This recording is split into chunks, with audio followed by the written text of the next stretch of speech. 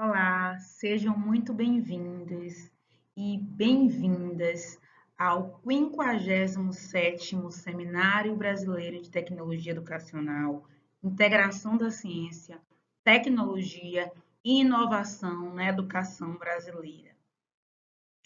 E esse seminário nós discutiremos os cenários e as perspectivas das tecnologias educacionais no Brasil. Meu nome é Aline Mossetti e, juntamente com os professores Sidney Pires Martins, Márcio Silveira Nascimento, Vitor Martins Fontoura, Danilo Éder Pinheiro Carvalho e João Fernando Costa Júnior, apresentamos o trabalho intitulado Curadoria Digital como Estratégia Institucional para a Disseminação da Ciência em Tempos de Fake News. Esse estudo ele foi desenvolvido no âmbito do Grupo de Estudos e Pesquisas em Políticas Públicas e Formação de Profissionais da Educação, o GEPFOR, da Universidade Federal de Viçosa, na linha 2, Metodologias Ativas e Alfabetização Tecnológica. O nosso objetivo foi discutir como práticas institucionais de curadoria digital e literacia informacional podem contribuir para fortalecer a disseminação da ciência e também para enfrentar a desinformação no ambiente digital contemporâneo.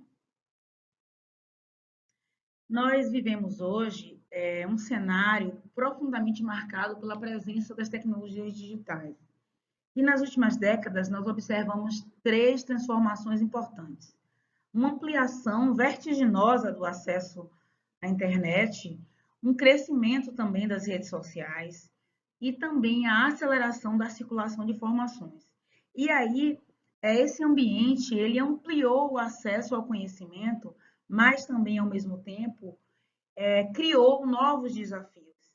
E aí, pesquisadores como Nagumo, Teles e Silva destacam que esse ambiente informacional contemporâneo ele é caracterizado por uma circulação intensa de conteúdos digitais e que muitas vezes não passam por um processo de verificação científica, o que termina contribuindo para que haja uma expansão da desinformação e também para que ocorra a fragilização da confiança pública na ciência. E aí é importante compreender que essa desinformação ela não se resume apenas a notícias falsas. Ela envolve um conjunto amplo de práticas informacionais. Pesquisadores como Heller, Jacob, Borges, citados por Santos e Santos em pesquisa, indicam que a desinformação ela pode ocorrer por meio de alguns fatores, como distorção de fatos, a manipulação informacional, a omissão de conteúdo, o excesso informacional. E aí esses processos, eles se tornam cada vez mais difíceis para que uma pessoa, para o cidadão comum, né, para que ele consiga identificar fontes confiáveis de informação. Pesquisadores como Ancanello, Casarim e Furnifal destacam também que essas práticas de desinformação, elas contribuem para um ambiente informacional que é muito vulnerável à circulação de conteúdos que são conteúdos distorcidos. E aí, nesse sentido, é que aparece, que surgem as chamadas fake news, que são aqueles conteúdos que são produzidos de forma deliberada para enganar, para manipular percepções. Autores como Menezes, como Geofers, citados por Nagumo, Teles e Silva em pesquisa, apontam que essas informações falsas, elas são muitas vezes utilizadas como instrumentos de manipulação social. E aí, quais são os efeitos que causam? A polarização social, a desconfiança nas instituições científicas, um questionamento da credibilidade das universidades. E nesse sentido que Calbino, Pinho e Silvia, também em pesquisa, demonstram que a disseminação de fake news é algo muito nocivo e que influi na percepção, né, das pessoas da percepção do que é a ciência. E aí, com isso, termina ocorrendo essa descredibilização da ciência, uma tentativa, né, de descredibilizar a ciência. Então, os impactos dessa desinformação, elas não se restringem a um campo político ou até mesmo midiático. Elas também terminam atingindo educação e ciência, como eu citei aqui antes. E aí, estudos de Lewandowski, Ecker e Cook, citados por Nagomo Teles e Silva, esses estudos eles demonstram que essa desinformação ela pode comprometer essa percepção pública do que é a ciência, pode também reduzir o interesse social pela educação superior, essa descredibilização, esses ataques que acontecem constantemente às universidades, especialmente as universidades públicas. Pode também fragilizar a legitimidade das instituições acadêmicas. Esse cenário todo, ele termina por evidenciar, né, por demonstrar uma necessidade muito forte de que surjam estratégias institucionais que visem fortalecer essa divulgação científica e uma divulgação científica que seja verdadeiramente baseada em ciências. E aí, qual é o papel que a educação tem nesse cenário todo de desinformação e de fake news?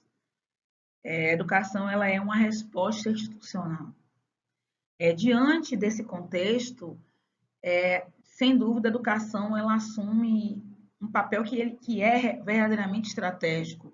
E aí, Nagomo, Teles e Silva, eles destacam que o desenvolvimento do letramento midiático, das redes, da mídia, é muito essencial para que as pessoas consigam avaliar criticamente as informações, para que as pessoas consigam compreender a produção do conhecimento científico, para que as pessoas resistam, né, à desinformação, a receberem aquela informação, para que elas não se sintam imediatamente ligadas e tirem aquela informação como verdade. E então a educação ela vai se tornar esse espaço fundamental que vai promover diálogo científico, que vai fortalecer a confiança social na ciência. E a educação ela é essa mola propulsora que tem um fundamento constitucional, um fundamento na nossa lei maior. Esse papel institucional que a educação tem, ele encontra um respaldo enorme no ordenamento jurídico daqui do Brasil. Nesse sentido, eu tenho que falar da Carta-Mãe, eu tenho que falar da Lei Magna, que é a Constituição Federal de 1988, que no artigo 205 vai estabelecer a educação justamente como direito de todos, como um dever do Estado, da família, objetivando o quê? O pleno desenvolvimento da pessoa, o preparo para que essa pessoa exerça a cidadania. A própria Constituição Federal ela vai dizer mais à frente, no artigo 218, que o Estado ele deve promover e também deve incentivar um desenvolvimento científico, pesquisa e inovação. E aí, esses dispositivos eles vão reforçar que a disseminação dessa ciência ela não é apenas uma ação que ela é educativa, mas é uma ação de responsabilidade institucional do Estado brasileiro. Além da Constituição Federal, eu tenho que citar aqui também a Lei de Diretrizes e Bases da Educação Nacional, que é a LDB. A LDB já começa o seu fundamento ao citar da educação, ela já começa no artigo 2º afirmando que a educação deve promover pleno desenvolvimento do educando e também prepará-lo para que ele exerça essa cidadania. E aí o artigo 43 ele vai estabelecer que a educação ela vai ter como os objetivos incentivar a pesquisa científica e a pesquisa científica que vai rebater as fake news, que vai rebater a desinformação. A LDB também vai citar que a educação superior ela vai ter o objetivo também de promover a divulgação de conhecimento científico. E aí esses dispositivos eles reforçam que a disseminação da ciência faz parte da missão das instituições educacionais. Nesse contexto, é importante também citar um conceito fundamental que é o de competência em informação. E aí, Santos vai dizer que essa competência vai envolver essa capacidade de identificar necessidades informacionais, de buscar informações relevantes, de avaliar a credibilidade das fontes, também de utilizar a informação de forma muito ética. Tudo isso em um ambiente digital que é marcado por uma gama de informações, de conteúdos. Então, essa competência de formação vai direcionar para que haja um desenvolvimento de uma competência essencial para enfrentar isso que a gente citou antes aqui, que é justamente a desinformação.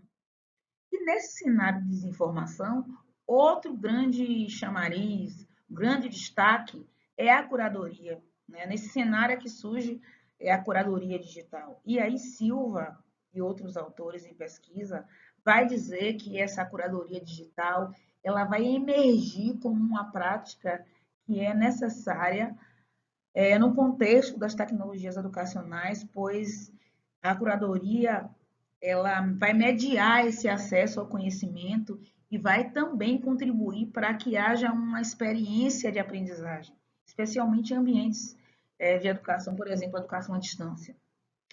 Essa curadoria ela vai envolver uma seleção, uma organização de recursos educacionais digitais, videoaulas, textos básicos, quizzes, e vai trazer fóruns de discussão. Esses recursos todos de curadoria digital também vão contribuir para que as experiências educacionais, para que essas experiências de aprendizagem, elas sejam interativas, significativas e que tragam informações realmente reais, informações científicas. A curadoria digital, ela também vai estar muito associada a práticas chamadas de literacia informacional. E aí Tomé, brasileiro, em pesquisa, vai dizer que essas iniciativas institucionais voltadas à literacia informacional, ela podem sim contribuir para um fortalecimento de um pensamento crítico, para uma ampliação da capacidade de avaliação das informações. Também para um desenvolvimento da autonomia informacional. E aí, nesse sentido, essa curadoria digital, ela vai ser compreendida não apenas como uma prática que ela é técnica, mas também como uma prática que ela é educativa e também ela é institucional. E aí existem diversas experiências, se nós formos aqui pesquisar trabalhos que citam essas questões das curadorias, existem diversas iniciativas educacionais que já vêm desenvolvendo ações voltadas à promoção da literacia informacional. E aí nós podemos citar aqui como um exemplo alguns programas de educação midiática, algumas plataformas educacionais que são voltadas à análise crítica da informação, programas de formação docente, né, a desinformação. E Tomé e Brasileiro, eles vão destacar que essas iniciativas que eu citei aqui, algumas, elas servem justamente para demonstrar que a curadoria digital ela pode ser muito integrada às políticas educacionais. Tudo isso aí como uma estratégia muito potente da disseminação da informação científica, da informação com evidência. E aí, quando a gente fala em curadoria como uma digital como uma estratégia institucional, é dizer que ela, quando ela é institucionalizada, ela pode atuar em diferentes dimensões dentro dessas instituições educacionais. E aí, quais são essas dimensões? Ela pode ter uma dimensão pedagógica ali no fazer educacional, ela pode ter na gestão da informação dentro do ambiente educacional, nessa disseminação científica. Autores como Lloyds, citado por Tomé, brasileiro, e também Beluso, que citado por Santos e Santos em pesquisa, todas essas eu deixarei aqui ao final da apresentação, né, nas referências, esses autores eles destacam que essas práticas informacionais, quando elas estão assim estruturadas, elas contribuem muito para o fortalecimento dessa circulação do conhecimento que ela é baseado em ciência, em evidência.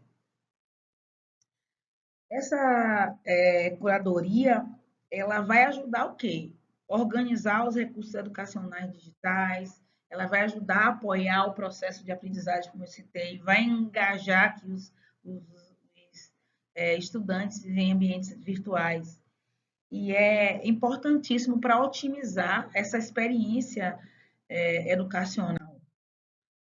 E aí, nesse cenário que nós aqui estamos tratando, começamos falando sobre desinformação, falamos um pouco sobre a informação, a necessidade da informação com institucionalização, nós ingressamos no assunto da curadoria digital.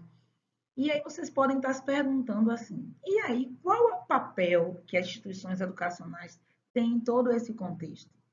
Então, nesse cenário, as instituições educacionais, elas assumem um papel que é muito central.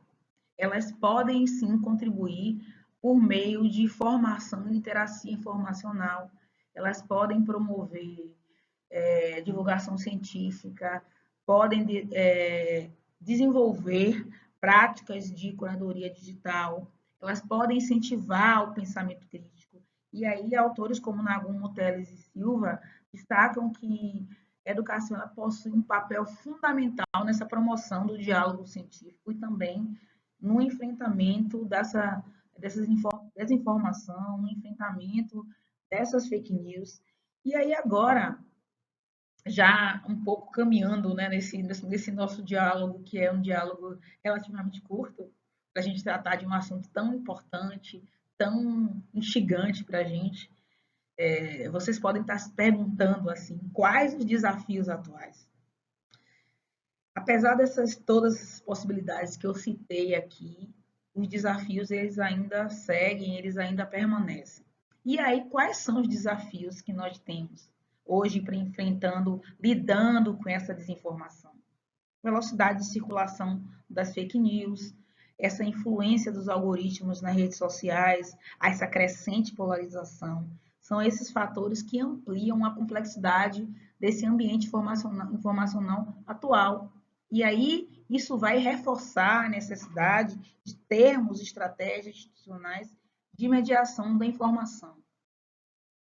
Então, concluindo aqui esse nosso bate-papo, eu posso dizer aqui para vocês, diante de tudo que a gente conversou aqui ao longo desse nosso encontro, que as tecnologias digitais elas ampliaram significativamente o acesso à informação. No entanto, é importante dizer que também favoreceu uma disseminação de uma desinformação, do que a gente chamou também de fake news por vezes.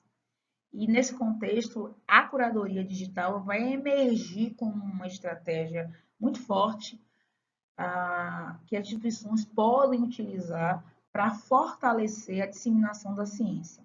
Pode também promover práticas de seleção, organização, contextualização da informação. A curadoria digital ela vai contribuir para fortalecer a cultura científica, ampliar a confiança social nas instituições educacionais. E aí a integração entre educação, ciência, tecnologias digitais, elas se tornam realmente fundamentais para enfrentar os desafios informacionais da sociedade contemporânea. Então é isso que a gente espera um enfrentamento dessa desinformação com ciência, com a educação na sua forma muito mais ampla e real e potente de formação de docentes, formação de professores, de multiplicação do conhecimento que ele é real e que ele é verdadeiro e que ele é científico.